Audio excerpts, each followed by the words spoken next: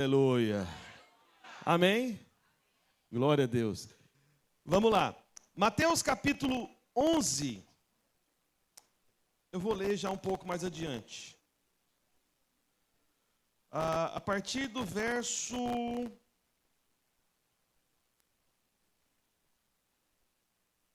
11. Mateus 11, 11. Deixa eu ser mais objetivo aqui nessa ministração, para a gente conseguir fazer tudo que nos programamos para fazer. Mateus 11, 11. Está escrito. Não, coloca na RA, por favor. Está na NTLH. Só para ficar mais claro. Eu acabo memorizando alguns trechos do versículo que eu compartilho. Aí eu fico confuso na hora de falar. Pronto, está na RA. Obrigado. Mateus capítulo 11, verso 11, está escrito: Em verdade vos digo, entre os nascidos de mulher, ninguém apareceu maior do que João Batista, mas o menor no reino dos céus é maior do que ele. Desde o dia de João Batista até agora, o reino dos céus é tomado por esforço. E os que se esforçam se apoderam dele. Porque todos os profetas e a lei profetizaram até João. E se quereis conhecer, ele mesmo é Elias, que estava para vir. Quem tem ouvidos para ouvir, ouça. Mas a quem hei de comparar esta geração? É semelhante a meninos que, sentados nas praças, gritam aos companheiros: nós vos tocamos flauta e não dançastes, entoamos lamentações e não pranteastes, pois veio João, que não comia nem bebia, e dizem: tem demônio. Veio o filho do homem, que come e bebe, e dizem: eis aí um glutão e bebedor de vinho, amigo de publicanos e pecadores. Mas a sabedoria é justificada por suas obras. Amém? Coloque a mão no seu coração, apenas repita a oração junto comigo e diga assim: Pai, estamos aqui, nesta noite, para recebermos o Senhor e celebrarmos o que o Senhor fez entre nós, em nossas células, no acréscimo de vida, salvações, batismos. Dá-nos, Senhor, o Espírito da Tua graça, para esse tempo, para esse momento, o Espírito da nova aliança. Em nome de Jesus. Amém. Amém? Veja, meus irmãos, esse texto, eu queria ter lido com você, na verdade, a partir do verso 1, mas para ser um pouco mais objetivo. Eu quero mostrar para você que o Senhor Jesus, ele, na verdade, a partir desse capítulo, do capítulo 11 de Mateus, ele começa realmente uma transição entre a lei e a graça, entre a antiga aliança e a nova aliança. Amém? Porque eu não sei se você sabe, especialmente se você é cristão evangélico há mais tempo, alguns anos, já estudou algumas coisas sobre história da igreja, inclusive, como eu falei agora há pouco, mas existe um grupo de cristãos evangélicos que eles afirmam que os 4 evangelhos não fazem parte do Novo Testamento, que seria um equívoco. Então, o Novo Testamento começaria, de fato, a partir de Atos dos Apóstolos, no momento do Pentecostes. Só que isso é um engano. Por que eu digo para você que é um engano? Que o Novo Testamento realmente começa nos Evangelhos. Porque a graça, meus irmãos, conforme diz lá no Evangelho de João, é uma pessoa. A graça e a verdade vieram por meio de Cristo Jesus. Jesus veio. Ele é a graça. Amém? Que pisou nessa terra. Alguém está me entendendo? Amém? Então, veja. Só que uma coisa que não pode ser negada é que realmente nos 4 evangelhos existem trechos relacionados à lei e trechos relacionados à graça, entendeu? Porque os evangelhos fazem parte de um grupo de livro que é como se fosse um trecho de transição entre a antiga aliança e transição para a nova aliança. Então, toda parte onde você tem algum tipo de transição, você acaba tendo os 2 aspectos, o aspecto antigo, e o aspecto novo, o aspecto anterior e o aspecto posterior. E por que eu digo isso para você? Porque o próprio Senhor Jesus, ele disse, no verso 11, voltando aí para o verso 11, volta aí para mim, por favor, o verso 11. Olha só, em verdade vos digo, entre os nascidos de mulher, ninguém apareceu maior do que João Batista, mas o menor no reino dos céus é maior do que ele. O menor no reino dos céus é maior do que ele. E aí depois, no verso 13, pula aí para o verso 13, por favor, depois volta para o 11. Vamos ler aqui o verso 13, vamos lá? Porque todos os profetas e a lei profetizaram até João. Opa, eu não sei se você sabe, mas uma expressão comum entre os judeus para fazer referência àquilo que a gente chama de Antigo Testamento, os judeus chamam o Antigo Testamento de lei e profetas, entende? Então o judeu, ele não costuma falar como nós dizemos, né? O Antigo Testamento, ele fala, não, a lei e os profetas diz isso, a lei e os profetas diz aquilo. Então para eles, lei e profetas é uma maneira de fazer referência ao Antigo Testamento, que é o que eles acreditam, que é a Escritura, ok? Então Jesus está dizendo o seguinte, que a lei e os profetas profetizaram até quando, meus irmãos? Até João. Qual João? João Batista. Lembra da história? Amém? Então isso significa que depois de João Batista, o profeta que veio depois de João Batista, ele vem profetizar sobre a lei, que na verdade foi concluída, ou sobre a graça que estava sendo iniciada. O próximo profeta iria profetizar sobre lei ou graça? Graça, não é? Porque Jesus disse, até João, a lei e os profetas parou, é ali. Ele é essa barreira. Jesus se encontrou com João, amém? Então, o próprio João, ele profetizou a graça que seria revelada a partir do Senhor Jesus Cristo. O próprio João Batista, ele falou, eis aí vem o Cordeiro de Deus que tira o pecado do mundo. Só que João, tem uma coisa interessante que eu não li com você aqui, e aí, verso 2, vai para o verso 2, eu vou ler com você, que é uma aplicação importante que eu fiz nessa manhã, mas eu não iria fazer, mas eu vou fazer, porque é muito importante esse contexto, né? Aí no verso 2, olha o que está escrito. Quando João ouviu no cárcere falar das obras de Cristo, mandou por seus discípulos perguntar-lhe. Veja, João estava onde? Qual que é o lugar que ele estava ali? No cárcere. João estava preso de maneira injusta, porque ele tinha se envolvido numa questão política. Para resumir bastante a história para você, amém? Esse negócio de pastor, pregador, ficar se envolvendo nessas questões... é perigoso você perder a sua cabeça, que foi o que aconteceu com João, terminou com a cabeça no prato, entende? Que foi se envolver em questões relacionadas à moralidade, né, do governador da época, né, se intrometendo nesses pontos.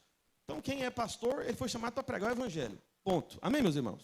Por isso que, não sei se você sabe, mas na videira, na nossa igreja, se um pastor quiser seguir carreira política, ele tem que abrir mão do ministério, e aí ele vai e se torna político. A gente entende que tem que separar essas coisas, amém? E a gente entende também que tem que ter crente na política, amém, meus irmãos? Tem que ter, só não pode ser pastor, tem que decidir o que ele quer, ou é pastor ou é político, mas a gente precisa de ter mais gente entre nós envolvida na política. Alguém pode dizer amém? Precisamos de irmãos, de homens, mulheres de Deus, cada vez mais. Aí, João ouviu falar das obras de Jesus Cristo, aí mandou perguntar, mandou os discípulos, ele estava preso, os discípulos foram visitar ele na prisão, ele falou, vai lá, discípulos, pergunta para o Senhor o seguinte, verso 3, és tu aquele que estava para vir, ou havemos de esperar outro? Opa! Por que João fez essa pergunta provocativa ao Senhor Jesus? Ele ouviu Jesus fazendo as obras, aí o Senhor respondeu, vamos lá, verso 4, vou continuar. E Jesus respondendo disse-lhes, ide, anunciai a João que estáis ouvindo e vendo. Vamos lá.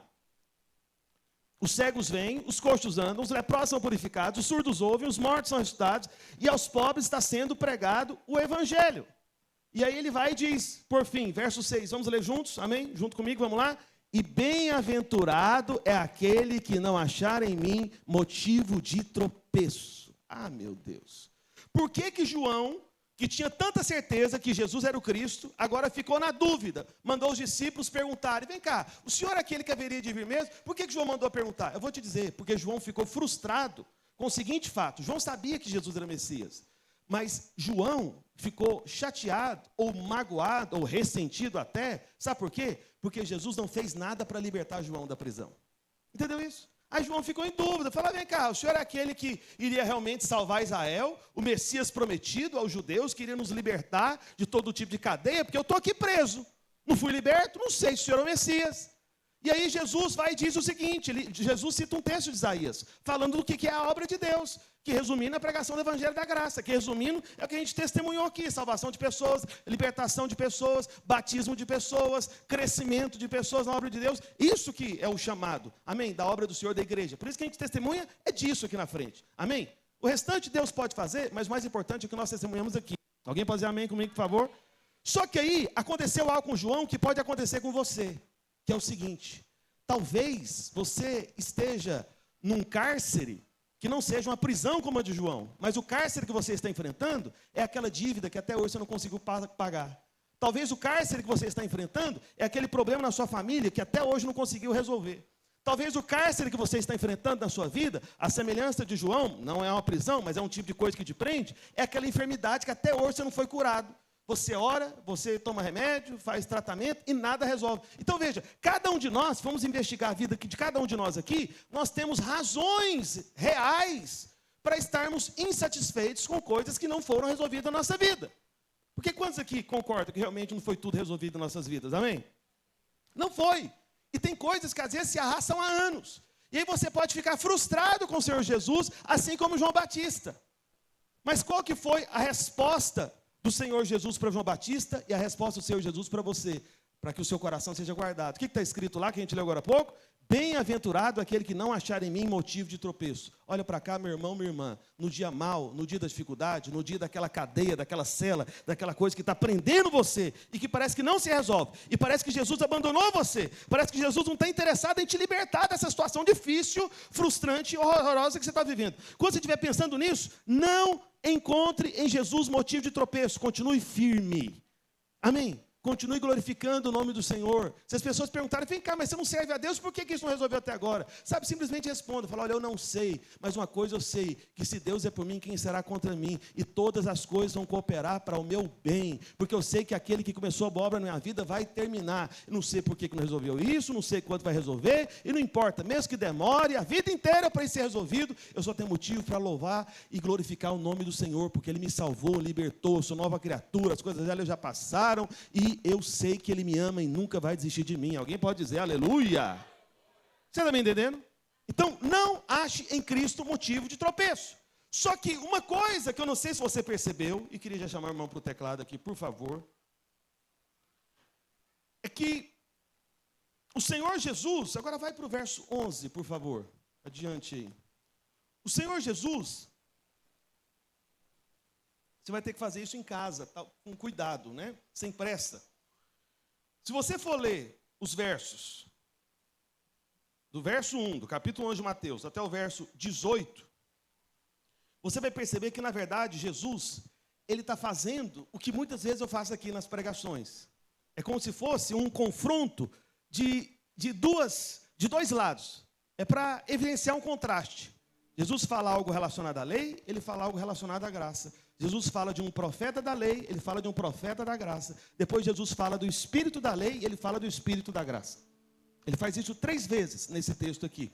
E vou mostrar para você brevemente como que isso acontece. Amém? Toda pregação do Senhor Jesus tem esses paralelos, ok? Para ficar fácil da gente perceber. Então, a começar aqui do verso 11, olha o que Jesus diz. Em verdade vos digo, apesar de João ter ficado frustrado com o Senhor Jesus, olha só o que o Senhor Jesus fala de João. Jesus fala bem de João, quero te dizer, ok? Só que Ele fala melhor ainda de você, amém? Você pode falar isso para alguém que está do seu lado, fala assim, Jesus falou bem de João, mas Ele falou melhor ainda sobre você. Você acredita nisso? E olha que João era um homem de Deus, e um homem severo, austero, comia mel, gafanhoto e mel silvestre. E vestir roupa. Que vestir roupa que nada, rapaz? Vou vestir pele de animal. Ah, vou comprar no shopping minha roupa. Eu não, vou esfolar aquele animal, arrancar o couro dele e vai ser minha roupa. Pensa num bicho bruto. E a pregação dele era só pancada. E ele batizava o povo. Todo dia tem gente lá querendo ser batizado. Por isso que ele ficou conhecido como João Batista, porque era o que batizava. Mas vamos só, olha só Jesus dizendo, em verdade vos digo, entre os nascidos de mulher, ninguém apareceu maior do que João Batista. Ninguém quem? Jesus está comparando com o João Batista em relação a quem mais? Em relação a todos da antiga aliança, todos da lei. Porque a lei profetizou até quando? Que a gente leu agora há pouco? Até João. Até João a lei profetizou. Aí Jesus está falando, olha, de João para trás, ninguém é maior do que ele.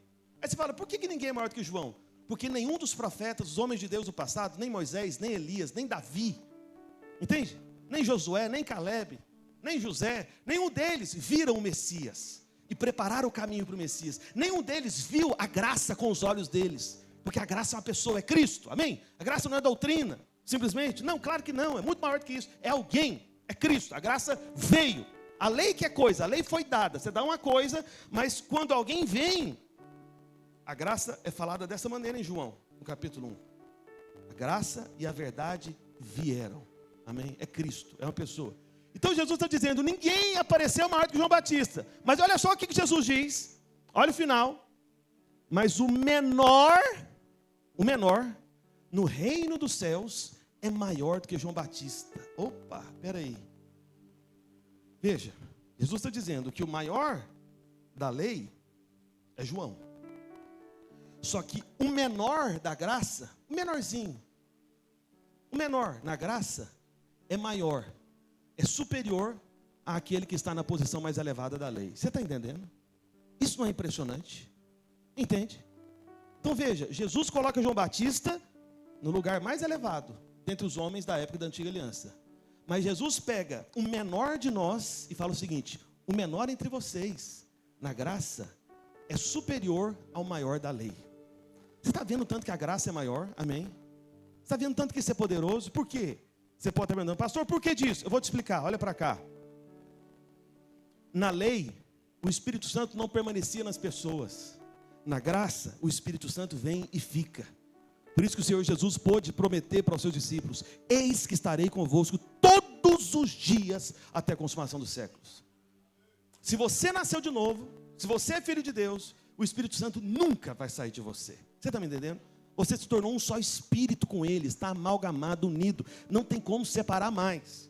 Aí você fala, pastor, mas se eu pecar? Se você pecar, Paulo disse que você pode entristecer o Espírito e até apagar o Espírito, apaga o fogo, o Espírito Santo fica entristecido, porque o Espírito Santo é uma pessoa, ele tem sentimentos também, eu quero dizer para você, amém? Então, é como se ele perdesse a influência sobre você por causa das suas escolhas de caminhos fora da vontade de Deus, especialmente relacionados a pecados, entende? Mas ele não sai, percebe? Então você está numa posição que nenhum dos profetas da antiga aliança tiveram, a permanência do próprio Deus em você, dizendo que nunca vai sair, amém? Porque a sua segurança não está na força da sua mão segurando a mão dele, mas está na força da mão dele segurando a sua, e ele diz que ele jamais vai soltar, amém? Essa é a promessa do Senhor, porque o que garante o Senhor na sua vida é a obra da cruz, não é a sua obra. O que garante a presença do Senhor na sua vida é o que Jesus fez, não é o que você faz. E o que Jesus fez é perfeito, e Ele fez de uma vez por todas. Ele derramou o seu sangue por todos os pecados da sua vida, até os pecados do futuro. Até porque quando Jesus derramou o sangue lá na cruz do Calvário, os seus pecados todos eram futuros, porque você não estava vivo naquela época, você ainda nasceria, e antes de você nascer, você já tinha os pecados perdoados, porque o sangue de Jesus já havia sido derramado. Ou seja, Jesus ele trata com todos os pecados de uma vez só, até os pecados que você nem cometeu, já tem sangue sobre eles, o sangue do Senhor Jesus Cristo, o sangue do Cordeiro de Deus que tira o pecado do mundo e tira o pecado da sua vida. Você está me entendendo? Essa é a verdade do Evangelho, da graça de Deus, amém? Mas, veja, do verso 16 em diante, nós temos a conclusão de onde Jesus queria chegar, e onde eu queria chegar também, e vou chegar. Ele faz uma comparação aqui daquela geração. Olha só o que ele diz: mas a quem hei de comparar esta geração? Jesus está falando, olha, essa geração atual, ela tem um problema. Só que qual que é o grande problema? É que aquela geração da época de Jesus, ela acaba estando presente também na nossa época. Os problemas daquela geração, infelizmente, ainda foram trazidos para a geração atual. Então essa palavra é para nós também, e você vai entender isso, e vai compreender como que existe uma conexão entre a resposta que Deus tem para você, e a alegria que você foi chamado para viver, e esse é o motivo de nós estarmos celebrando aqui, amém? Então o Senhor continua, mas a quem hei de comparar essa geração? Aí ele vai e diz, é semelhante a meninos que sentados nas praças. Olha como é que Jesus começa, menino sentado na praça. Vou te falar, você que tem parente no interior, que já morou no interior, se tem menino na praça, o menino está sentado ou o menino está correndo, está pulando, está caindo, está tropeçando, está jogando coisa, está gritando? Como é que fica o menino na praça? Sentado, comportadinho? Das irmãs da Rede Kids, é assim, normal? Né? Junta as crianças, todo mundo fica sentadinho, caladinho, é assim? Sim ou não? De jeito nenhum. Então, o que Jesus está falando? Que esses meninos aqui daquela geração são crianças que deveriam estar envolvidas, agitadas, celebrando, brincando. Entende isso? Com um outro espírito de festa, de alegria, vamos aproveitar, empolgados. Só que estava lá, criança sentada na praça. Quem fica sentado na praça é a pessoa, né, que já está com a vida um pouco mais adiantada, mas não aqui na videira, né? Todo mundo aqui não. Né? As irmãs que têm mais experiência de vida são as que mais servem. Sempre está trabalhando no encontro. Glória a Deus. Não é verdade? É verdade, tá vendo? Então veja, mas Jesus está contando de crianças que ficam sentadas e não brincam, não celebram, não se envolvem, fica só assistindo as coisas. Aí Jesus agora, ele faz uma comparação desse tipo de criança. Tem um problema. Aí ele vai e fala, continuando, verso 17, por favor. Nós vos tocamos flauta e não dançastes, entoamos lamentações e não pranteastes. Opa! Veja. Então, primeira coisa, fala para o irmão que está do seu lado, fala para ele, você foi chamado para não ficar sentado, mas para se envolver, para celebrar. Amém? Como diz os irmãos aqui do louvor às vezes, né? Em vez de falar tira o pé do chão, é tira o chão do pé, né? Tira o chão do pé. Né? Já viu isso? Já? Os irmãos são ótimos. Então você foi chamado para se envolver. Você não foi chamado para ser uma criança sentada na praça, paralisada. Entende? Por isso que eu sei que às vezes alguns irmãos que vêm de outras igrejas, chegam na nossa igreja, pastor, é tanta programação, tanta coisa, tanto evento, o negócio aqui é agitado, hein? Pois é porque a gente não foi chamado para ficar sentado na praça. A gente foi chamado para brincar, para agitar, para correr, para fazer um monte de coisa. A gente é essas crianças agitadas, hiperativas, né? Que é o que se diz por aí. A gente é dessa turma, amém? Alguém pode dizer amém mesmo? Aleluia. Não estou falando só para os jovens não, viu? Para todo mundo, amém? Mas vamos voltar para cá. Agora, o Senhor Jesus, ele fala de duas brincadeiras que essas crianças resolveram fazer. Duas brincadeiras. E essas duas brincadeiras, citadas pelo Senhor Jesus no verso 17, seria como se fosse uma brincadeira de festa de casamento, uma brincadeira de festa de casamento e uma brincadeira de lamento num velório. Veja, eu estou dizendo isso para você baseado em vários comentaristas da palavra de Deus antigos, né? Porque eu tenho livros de comentários bíblicos, né? Eu fui ver o que esses homens de Deus do passado diziam sobre esse texto. Eles falaram isso, falaram, Jesus está descrevendo dois tipos de festas, ou dois tipos de celebração, na verdade, não é festa. São dois tipos de brincadeira. Meu Deus do céu, eu estou com pressa falando, estou embolando tudo, né? Então fica mais devagar, né?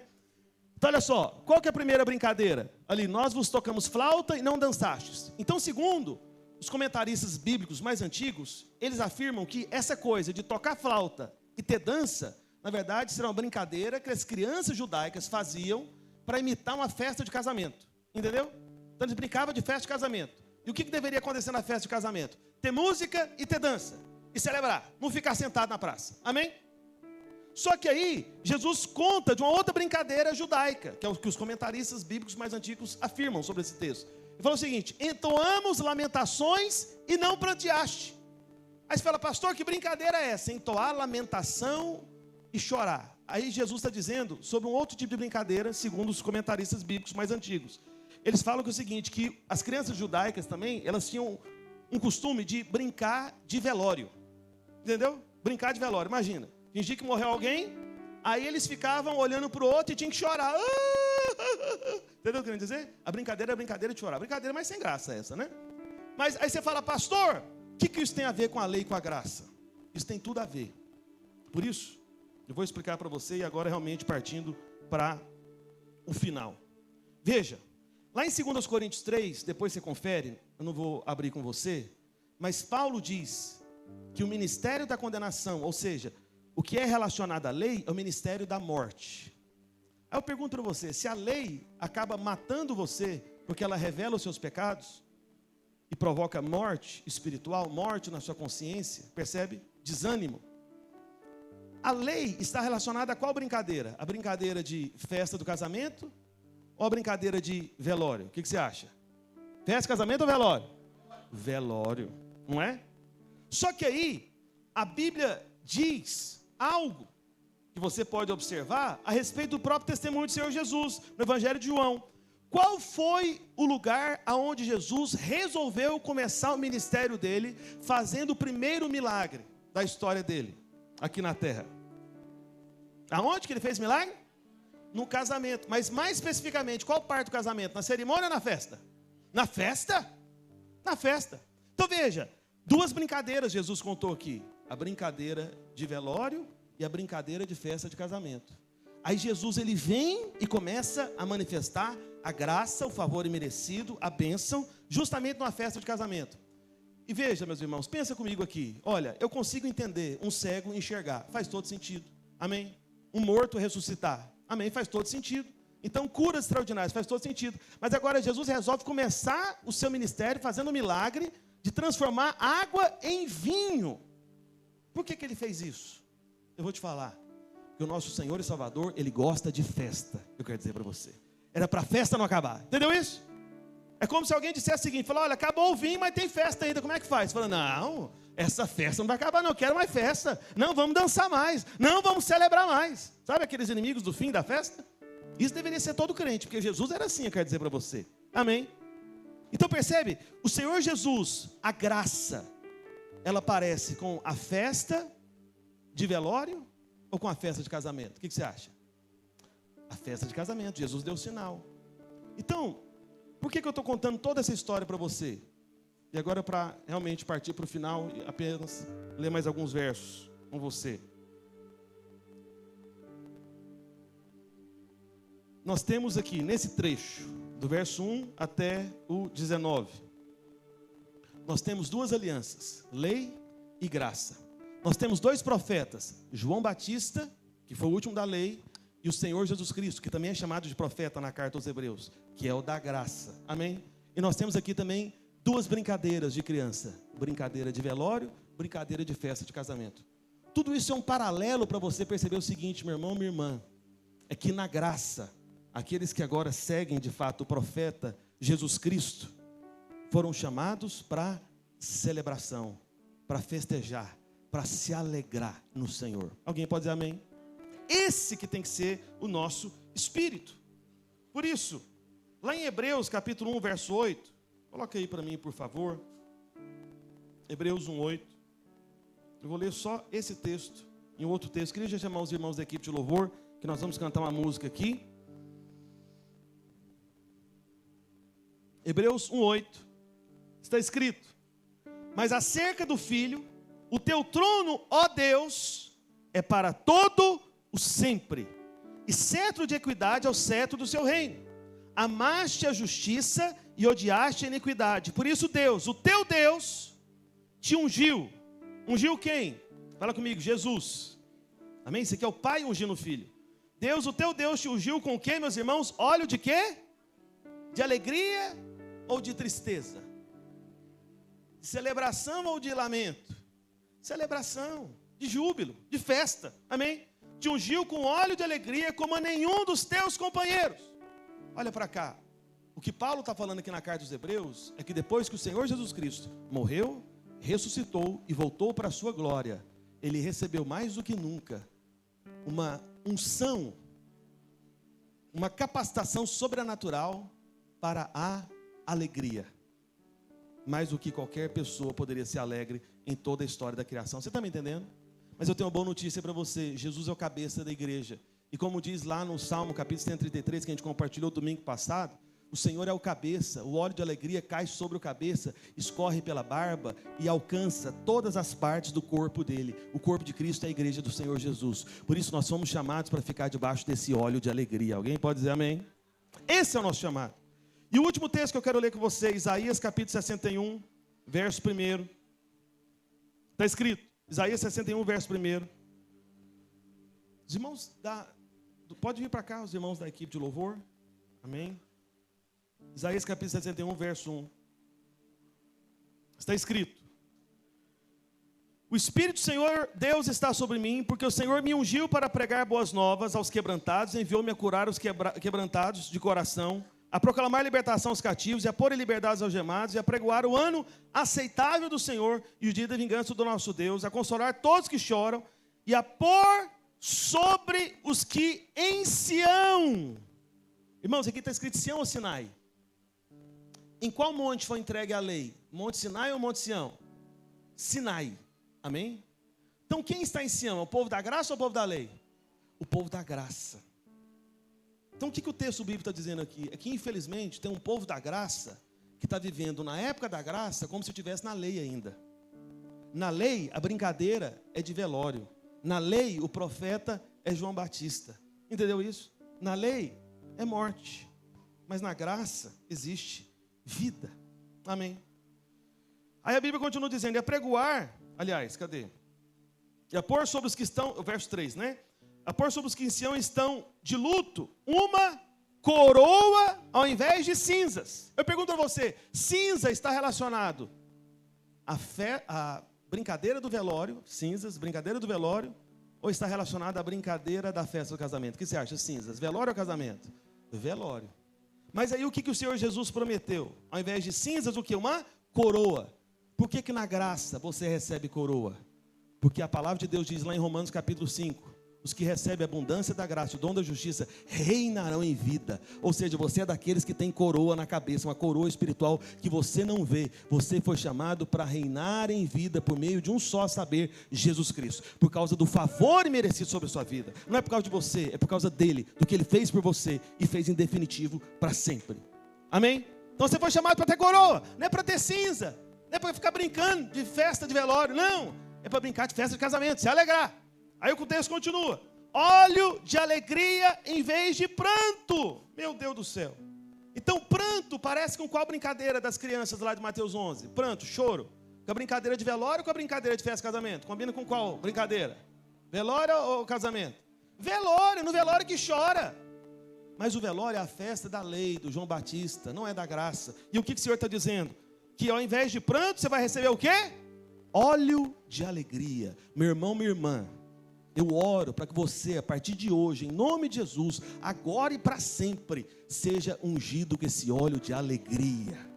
Que as pessoas possam se aproximar de você e perceber uma alegria em você e não entender por que você tem essa alegria. Amém? E você dizer, essa alegria é uma pessoa que está dentro de mim. Amém? E depois diz, veste de louvor ao invés de espírito angustiado. Existe uma roupa para o velório e existe uma roupa para o casamento. Roupa do velório vai mostrar angústia, não é verdade? Mas roupa de festa de casamento é roupa de quê? É de festa, é de alegria, amém? Percebe o contraste aqui? Aí depois diz, a fim que se chamem carvalhos de justiça, ou seja, uma árvore forte, frondosa, da justiça do Senhor, plantados pelo Senhor para a sua glória. Alguém pode dizer aleluia? Por isso, fique em pé onde você está, por favor.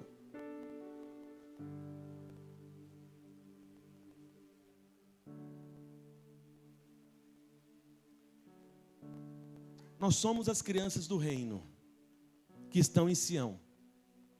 Mas a nossa brincadeira, primeiro que a gente não fica sentado na praça. A gente é daqueles que levanta, brinca e dança. Celebra e se alegra, amém? Mas em segundo lugar, a nossa brincadeira não é de velório, é de festa de casamento. E o último texto que eu quero ler com você, para você entender por que você foi chamado para a alegria. Por que nós temos que celebrar o que o Senhor tem feito. E independente do que aconteça com você, independente do momento difícil que você esteja passando, mesmo assim você foi chamado para se alegrar. Lá em Romanos, no capítulo 14, verso 17, tem uma definição clara e objetiva do que é o reino de Deus.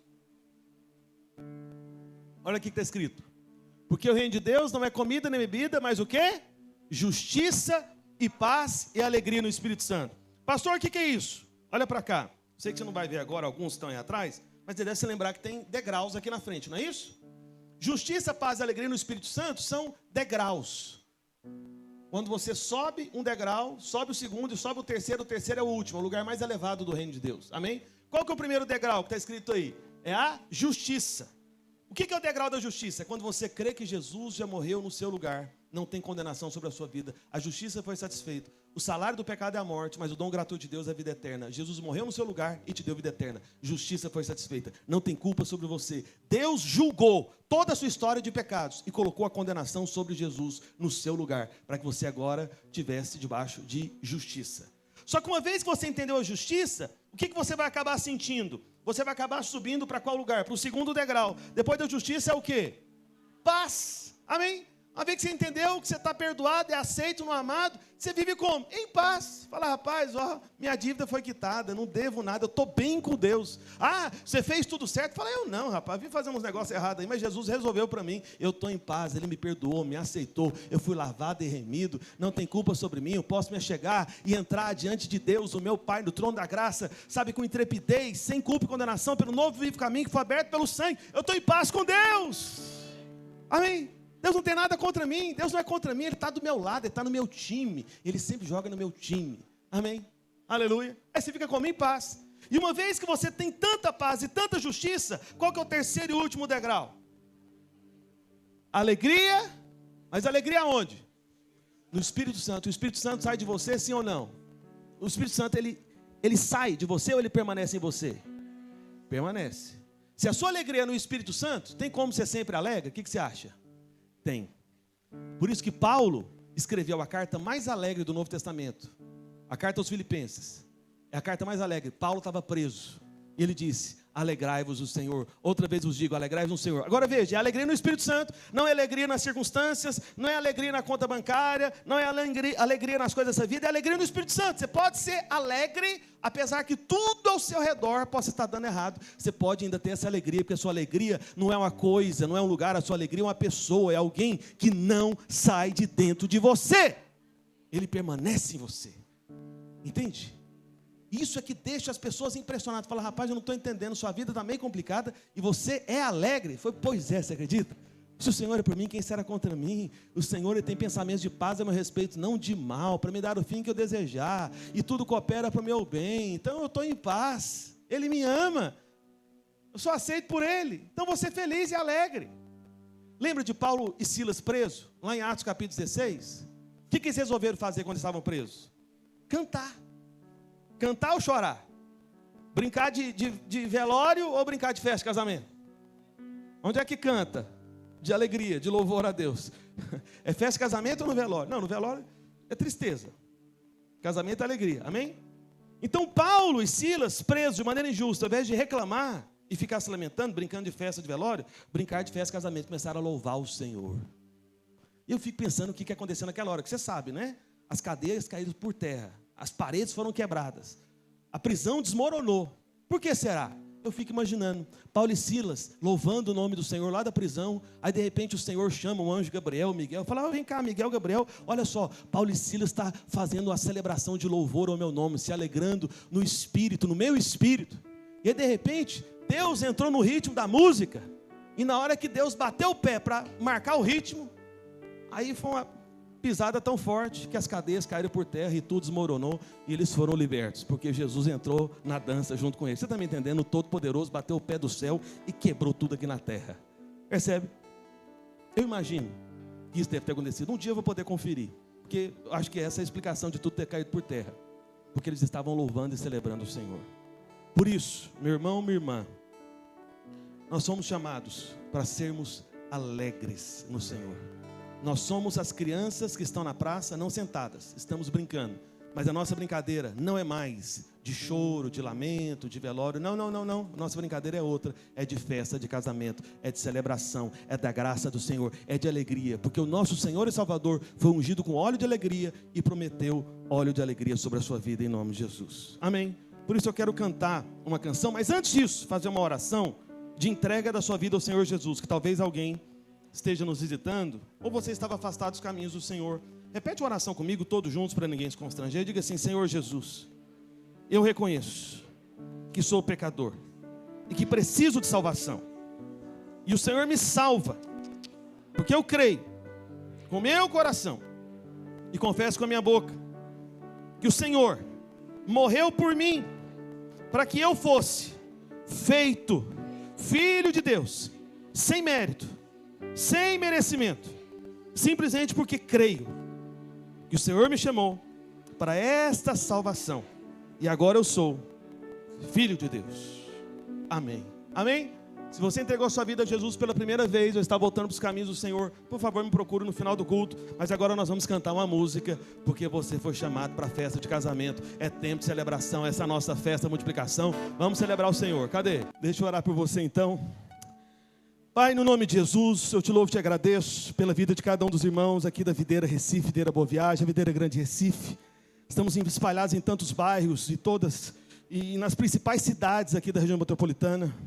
Pai, nós estamos celebrando nessa noite o teu nome, a alegria que vem do Senhor, porque o Senhor tem acrescentado, o Senhor tem nos dado frutos, filhos, pessoas têm sido libertas, nascido de novo, sido batizadas todos os meses. Ó Pai, eu te peço que o Senhor possa guardar os nossos corações para que nós não estejamos entre aqueles, ó Deus, que vivem no tempo da graça, mas com o coração da lei. Dá-nos o coração da graça, e nós entendemos hoje, Senhor, que o coração da graça é o coração que celebra, é o coração que se alegra, ó Deus, que fica feliz, não apenas por causa das circunstâncias, independente das circunstâncias, até mesmo no dia mau. Eu te peço, Senhor, livra-nos de sermos um João Batista que no meio do cárcere achou no Senhor motivo de tropeço. Não, nós não seremos estes, nós seremos aqueles que, por mais que sejamos vivendo um tempo difícil, desafiador, e não compreendamos isso, apesar de tudo isso, iremos nos alegrar, porque a nossa alegria está no Senhor, no Espírito do Senhor, que reside em nós, não depende do que acontece conosco, a semelhança de Paulo e Silas na prisão, no meio da cadeia, da cela, ó Deus, nós estaremos louvando e bendizendo o Teu nome, nós estaremos dizendo, alegrai-vos sempre no Senhor, outra vez vos digo, alegrai-vos. Por isso, ó Pai, dá-nos, Senhor, mais e mais dessa unção de alegria, para que todos aqueles que estiverem ao nosso redor, possam querer saber qual é a razão dessa felicidade. E nós poderemos dizer que é a graça do Senhor que nos faz cantar, que nos faz dançar. Não podemos nos calar. Em o nome de Jesus, abençoa a semana de cada um dos teus filhos. Ó Pai, em nome de Jesus. Amém, amém.